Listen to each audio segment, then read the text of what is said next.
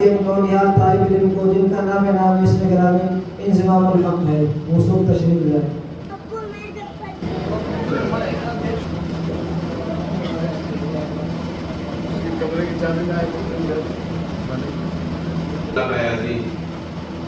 السلام علیکم ورحمۃ اللہ وبرکاتہ.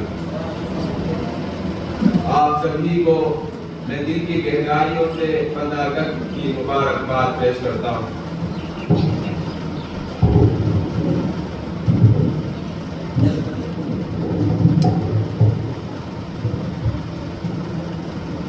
یوم آزادی بھارت میں ہر سال 15 اگست کو قومی یوم تعطیل کے طور پر منایا جاتا ہے. سن 1947 میں اسی تاریخ کو ہندوستان نے ایک طویل جدوجہد کے بعد مملکت متحدہ کا استعمار سے آزادی حاصل کی تھی. برطانیہ نے قانون آزادی ہند 1947 کا بل منظور کر کے قانون سازی کا اختیار مجلس دستور ساز کو سونپ دیا تھا. یہ آزادی تحریک آزادی ہند کا نتیجہ تھی جس کے تحت انڈین نیشنل کانگریس کی قیادت میں پورے ہندوستان میں تحریک عدم تشدد اور سیول نافرمانی میں عوام نے حصہ لیا.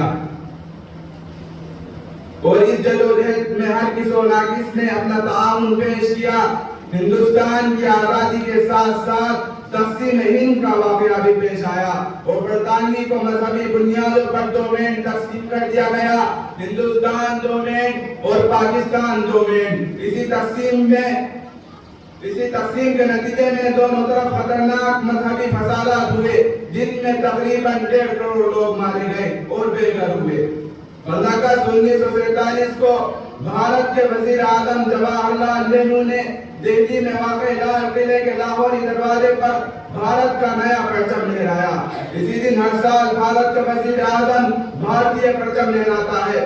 ہندوستان نے اپنی آزادی کی پہلی جنگ 1857 میں لڑی جسے انگریزوں نے غدر کا نام دیا. چند ایک وجوہات کی وجہ سے ہماری یہ جنگ کامیاب نہ ہوئی اور فتح یاب ہونے کے بعد انگریزوں نے پہلے سے بھی زیادہ ظلم شروع کر دیے. 30-40 سال خاموش رہنے کے بعد ہندوستانیوں نے آزادی کے لیے دوبارہ جدوجہد شروع کی. پچھلی صدی کے آخر میں انڈین نیشنل کانگریس کی بنیاد رکھی گئی. بعد میں مہاتما گاندھی بھی اسی تحریک میں شامل ہو گئے. مہاتما گاندھی یہ جدوجہد نے ایک نیا رنگ دیا. آپ نے عدم و تشدد اور راستہ اختیار کر لیا.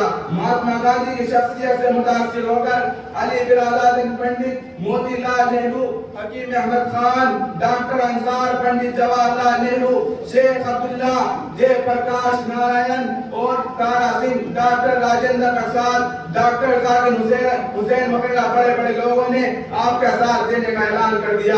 ان سب لوگوں کی خدمت اور قربانیوں کی بدولت انگریز سرکار ہندوستان آزاد کرنے کے لیے مجبور ہو گئی اور آخر 15 اگست 1947 کو انگریزوں نے ہندوستان تقسیم کر کے اپنا پورا بستر باندھ لیا اور یہاں سے چلے گئے. اسی طرح 15 اگست 1947 کو ہندوستان آزاد ہو گیا.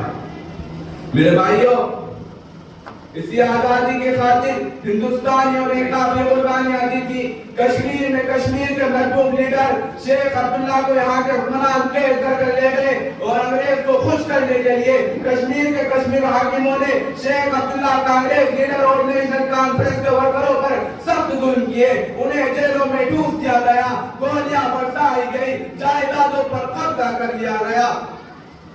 پنجاب میں سردار بھگت سنگھ اور اس کے ساتھیوں کو پھانسی پر چڑھا دیا گیا. جلیانوالہ باغ میں رہتے پنجابیوں پر گولیاں چلا کر ہزاروں لوگوں کو شہید کر دیا گیا. بہت سے عقائی بھائیوں کو جیل میں بند کر دیا گیا اور گولی کا بھی خوب استعمال ہوا. یوپی میں منگل پانڈے اور اس کے ساتھیوں کو تنگ کیا گیا.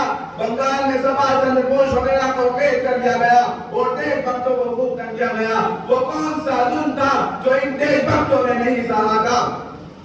یہ حال باقی صوبوں کا بھی تھا. سارے ہندوستان میں ظلم کی لہریں چل رہی تھی. پہلے تو ہندوستان انگریزوں کے تحت آزادی چاہتے تھے مگر ان کے ظلم کے دیکھ کر لاہور کے کانگریس اجلاس میں پنڈت جواہر لال نہرو نے مکمل آزادی کا نعرہ دیا. اگرچہ انگریزوں نے ہندوستانی میں پھوٹ ڈال کر راج کرنے کی کافی کوشش کی مگر اب قوم بیدار ہو چکی تھی. اگرچہ یہاں فرقہ پرستی پیدا کر چکے تھے اس کے باوجود ہندوستان میں ہند اور مسلمان وغیرہ سب یہی چاہتے تھے کہ انگریز ہندوستان ہندوستان چھوڑ کر چلے جائیں. دوسری جنگ عظیم کے بعد انگریزوں نے اپنی حالت بیجی گردوں کر دی تھی. دنیا کے حالت بدل گئے تھے, اس لیے مجبور ہو کر انگریزوں نے ہندوستان کو آزاد کر دیا. اسی طرح ہمارا دیش 1947 کو آزاد ہوا. میں اپنی تقریر ختم کرتا ہوں. آپ کو